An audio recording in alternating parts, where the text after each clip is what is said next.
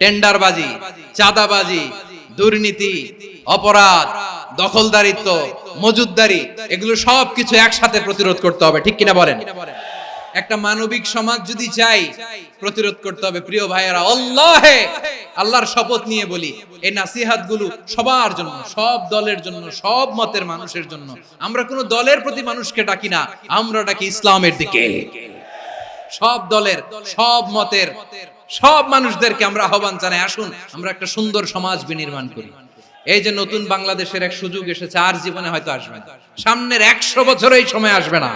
আসুন দেশটাকে আমরা সাজাই, আসুন আমরা দুর্নীতি বন্ধ করি, আসুন আমরা চাঁদাবাজি বন্ধ করি, আসুন আমরা দখলদারিত্ব বন্ধ করি, আসুন আমরা এক দল আরেক দলকে নিশ্চিহ্ন করার যে রাজনীতি, এটা বন্ধ করি।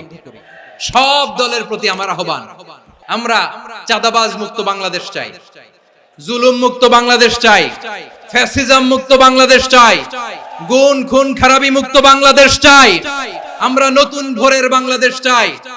ওই বাংলাদেশ পাওয়ার জন্য মুনকার প্রতিরোধে, অন্যায় প্রতিরোধে যদি বাঘের বাচ্চার মতো, আবু সাইদের মতো 2 হাত উঁচু করে বুককে টান টান করে প্রসারিত করে দাঁড়াতে হয়, রাজি আছো মুসলমান?